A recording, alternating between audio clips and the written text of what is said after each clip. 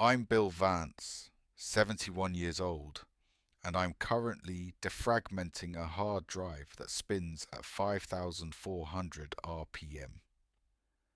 There is a specific comfort in the sound of a mechanical platter. It's a rhythmic click-whir-click that tells you the machine is thinking. It is physical. It is honest. Modern solid-state drives are silent liars. They fail without warning, vanishing your life into the ether of a corrupted controller chip. But a spinning disk? It warns you. It groans. It complains. It has the decency to let you know it's dying. I sat in my basement, illuminated only by the amber glow of a monochromatic CRT monitor I salvaged from a decommissioned power plant in 1999. On the screen, little blocks of data were being picked up and moved, reorganized into a tidy, contiguous row. It was like watching a digital Zen garden being raked. My grandson, Eric, calls this digital hoarding. He tells me to buy a MacBook. He tells me the cloud is the future. Eric is a good boy, but he thinks the internet was born in 2007 with the iPhone. He doesn't understand that the cloud is just someone else's computer, and usually that computer is running code written by guys like me in 1978 who were paid in pizza and beer. The phone rang. It was a landline, of course. Grandpa. Eric's voice was high, tight, and vibrating with the specific frequency of a corporate executive watching his stock options evaporate. "Hello, Eric," I said, taking a sip of lukewarm coffee. "If this is about Thanksgiving, I'm bringing the pecan pie." "It's not about the pie," he shouted. I could hear sirens in the background, or maybe alarms. "Grandpa, it's gone. The firewall is melting. Sovereign Bank is under attack. We're losing $10 million a minute." I watched the defragmentation progress bar tick from 98% to 99%. "Turn it off and on again," I deadpanned. "I'm serious," Eric hyperventilated. "The AI defense grid is blind." Sentinel, the new billion-dollar security suite. It's flagging everything as safe while the vault drains. They're bypassing the encryption layers like they aren't even there. "I need you to come down here." "Why?" I asked. "I'm a retired actuary. I count mortality rates. Call the FBI." "The FBI is here!" Eric screamed. "They don't know what it is either." "Grandpa, please. You told me once. You told me you knew how the old core worked. The legacy system. Please." I sighed. The defrag hit 100%. The drive spun down with a satisfied click. "I'll be there in 20 minutes, I said. "Don't touch the mainframe." Sovereign Bank's headquarters is a glass obelisk in the centre of the financial district. I arrived in my 2004 station wagon, parking between two Teslas. The security guard tried to stop me until Eric ran out, looking pale, sweaty, and terrified. He swiped me through the turnstiles, and we took the elevator to the 40th floor, the cyber war room. It looked like the bridge of the Starship Enterprise, if the Enterprise was run by children in hoodies drinking Red Bull. The room was vast, bathed in aggressive red emergency lighting. A massive video wall dominated the front, displaying a complex rotating 3D globe. Red lines were arching from Russia, China, and Brazil, striking New York. It looked like a video game. It was useless. "Status!" Eric barked, leading me toward the central console. "Ingress rate increasing," a young woman with blue hair shouted, her fingers flying across a mechanical keyboard that had too many RGB lights. "The DDoS is peaking at 500 terabits. It's masking a precision injection attack. They're rewriting the ledger." "Where's the leak?" Eric demanded. "Everywhere," a young man cried. ATMs in Tokyo are spitting out cash. Wire transfers to the Caymans are auto-authorizing. The system thinks these are legitimate administrative commands. I stood in the back, clutching my battered leather satchel. I looked at the giant screen. Turn that cartoon off, I said. The room went quiet. The analysts turned to look at the old man in the cardigan. Excuse me? The blue-haired analyst asked. The globe, I said, pointing a callous finger. It's pretty. It's also a lie. You're looking at the traffic origin, which is spoofed. Turn it off. Show me the raw packet stream. Hexadecimal. No GUI. Who is this? The young man asked Eric. Is this a consultant? He's my grandfather, Eric whispered, his face flushing. Just humour him. Put the raw stream on the main monitor. The analyst rolled her eyes but typed a command. The spinning globe vanished. In its place, a waterfall of green text began to cascade down the screen. Hex codes, memory addresses, stack pointers. It was moving too fast for them to read. To them, it was a blur. To me, it was sheet music. I stepped closer, adjusting my spectacles. I watched the flow. A 45F001B, JMP0X0040. There, I said. Where? Eric asked. The heartbeat, I said. Look at the timing. It's not a continuous flood. It pulses, every 64 milliseconds. It's waiting for the clock cycle to reset. That's impossible, the analyst scoffed. Modern servers don't rely on clock cycles like that. We use asynchronous processing. You do, I said softly. But the thing you're running on doesn't. I watched the code. They aren't hacking your Java front end. They aren't hacking the cloud. You kids are trying to fix the window while the house is sinking. What are they doing then? Eric pleaded. They're talking to the basement, I said.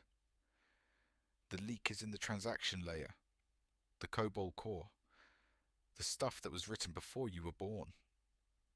COBOL? The young man laughed. Nobody uses COBOL anymore. That's dinosaur tech. We wrapped all that in a virtualization container years ago. Exactly, I said. You wrapped a dinosaur in a plastic bag and forgot to feed it. Now it's eating the furniture. Suddenly the red lights flashed faster. A siren wailed. Critical alert, the AI voice announced. Admin privileges escalating. Root access granted to user. Null. They have root, Eric screamed. Shut it down. Pull the plug.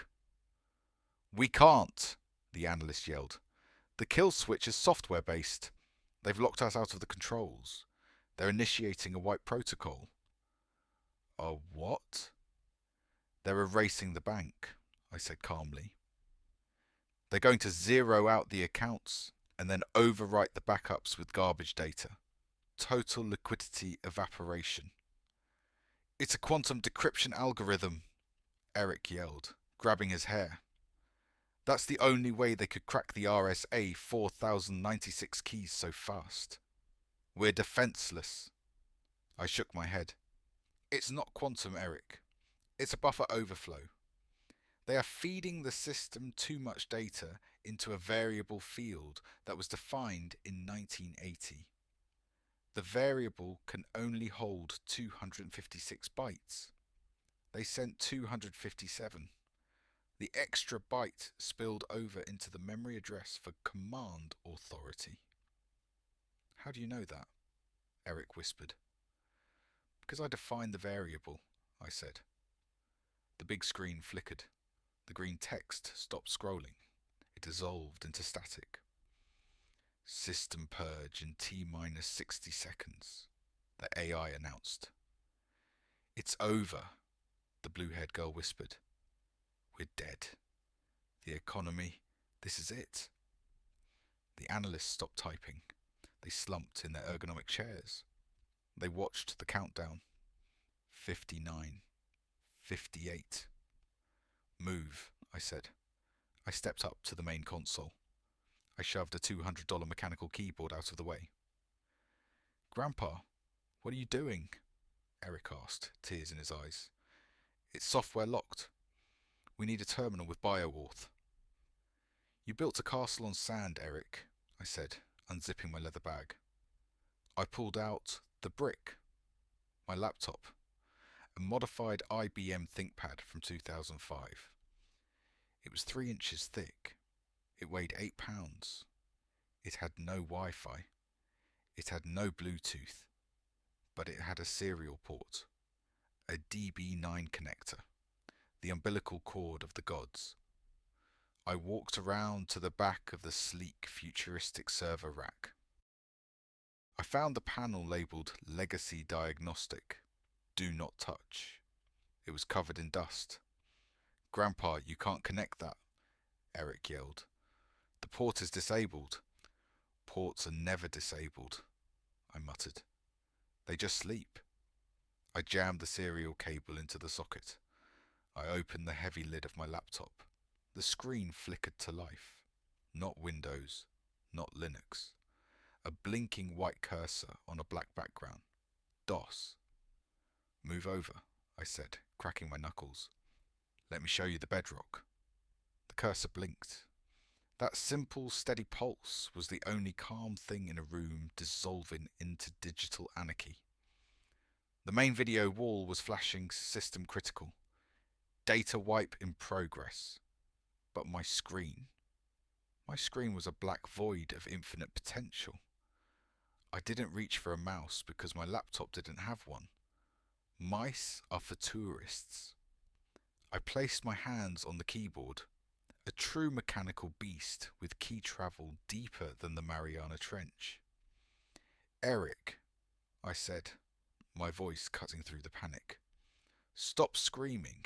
Start watching, I typed. C greater than access, main_vance.exe/root. Grandpa, that's not a command, Eric yelled, hovering over my shoulder. The system runs on a Linux kernel wrapped in a custom Java shell. You can't just type access. This isn't a movie. It's not Linux, I muttered, hitting enter.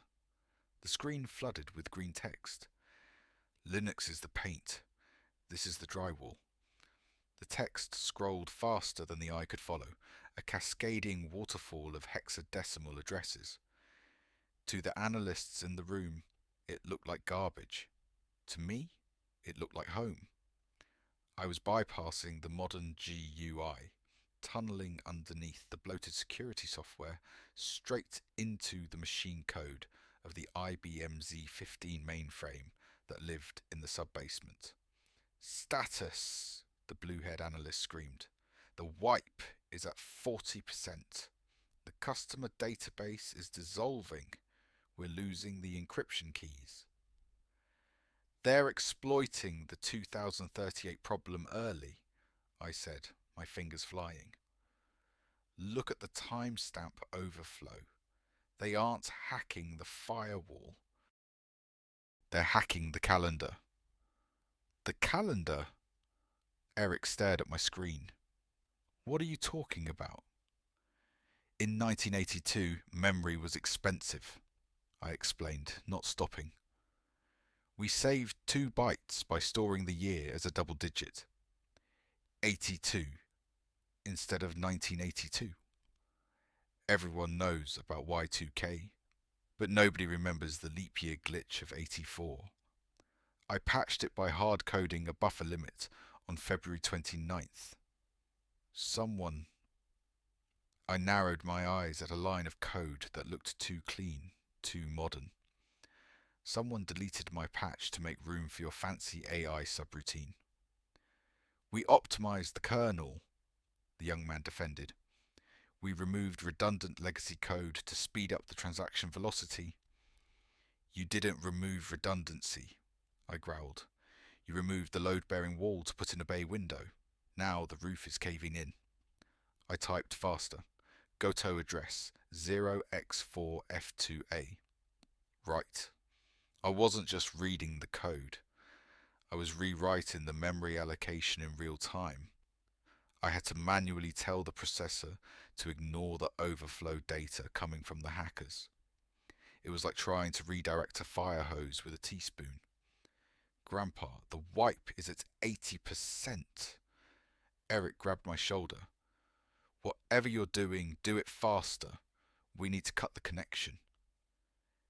If I cut the connection, the data currently in transit is lost forever, I said. That's $3 billion in wire transfers floating in limbo. We don't cut. We reflect. Reflect. It's called a mirror trap, I said. We used it in the Cold War to confuse Soviet listening posts. You take the incoming data packet, you invert the header, and you send it back to the sender's IP address with a priority flag. I typed the command. It wasn't a script, it was raw assembly. MOVAX, incoming buffer. XORAX, FFFFMOV, outgoing buffer. AXJMPSEND. Execute, I whispered, slamming the enter key. For a second, nothing happened. The big screen still flashed red. The analysts held their breath. Then, the red light stuttered. The progress bar for the data wipe froze at 89%. What's happening? The blue-haired analyst asked, tapping her headset. The traffic. It's reversing. The ingress load just dropped to 0. But the egress. Oh my God. We're firing back, Eric whispered. We aren't just firing back, I said, leaning back in my chair. We are feeding their own garbage data back into their own system, but I tagged it as System Critical Update. Their computers are accepting it. They're swallowing the poison pill. On the big screen, the 3D globes suddenly lit up, but not with attacks on us. The red lines originated from New York and slammed back into a server farm in Estonia. Target offline. Connection terminated. The red alert lights died. The room plunged into a stunned, heavy silence. Then, the standard white fluorescent lights flickered back on. System integrity restored, the AI voice announced, sounding almost cheerful. Ledger balance verified. No data loss detected. A cheer went up from the analysts. People were hugging. The blue-haired girl was crying. Eric didn't cheer. He was staring at the main video wall. The scrolling code from my laptop was now being mirrored on the giant 4K display. It was the source code for the bank's core transaction engine, the Iron Vault. At the very top of the script, in a comment field that had been hidden by the modern interface for 40 years, a single line of text appeared, / core version 1.0 1982 / author W. Vance. Do not delete this or the economy dies. Eric read it. He read it twice. He turned to me slowly. You, Eric stammered, you wrote the core, the Iron Vault. That's a myth, Grandpa. In econ class, they told us the banking core was an aggregate code written by a consortium of IBM engineers. Nobody knows who actually wrote the kernel. I unplugged my laptop. I wound the serial cable carefully. It's not a myth, Eric. It was a Tuesday. November, I think. It was raining. We needed a way to process international settlements without crashing the mainframe. I wrote it over a weekend so I could get back to playing Zork. You wrote the foundation of the global banking system so you could play a text adventure game? Priorities, I said, latching my bag. The double doors to the war room burst open. A group of men in expensive suits marched in. The board of directors. What happened? The chairman demanded. We saw the stock dip. Is the money safe? The money is safe, sir, the blue-haired analyst said, stepping forward. The attack was neutralized.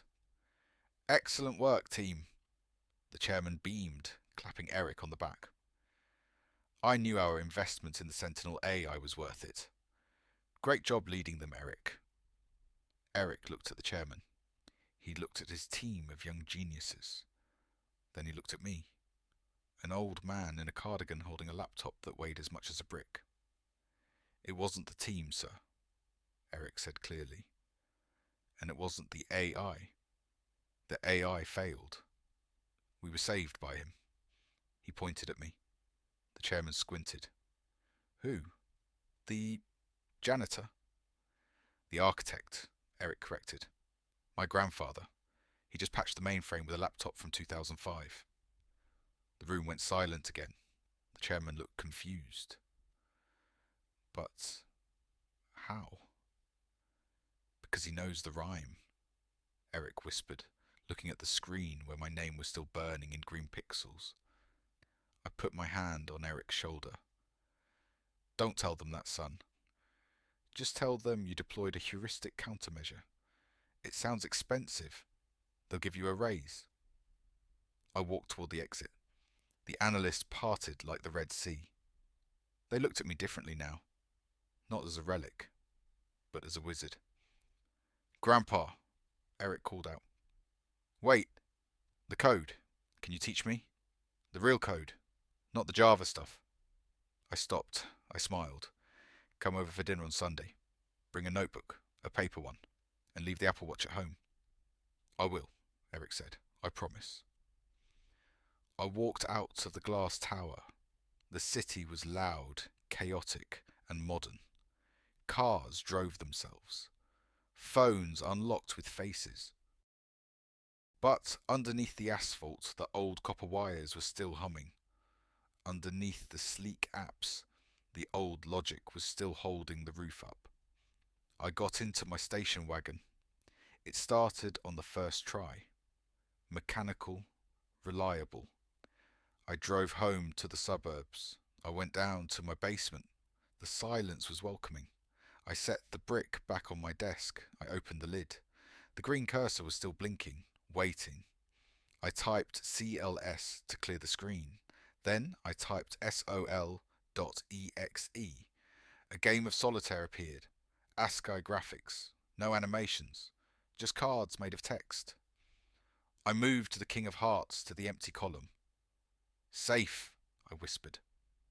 The hard drive clicked happily. The fan whirred. And the world kept turning, saved by the things it had forgotten.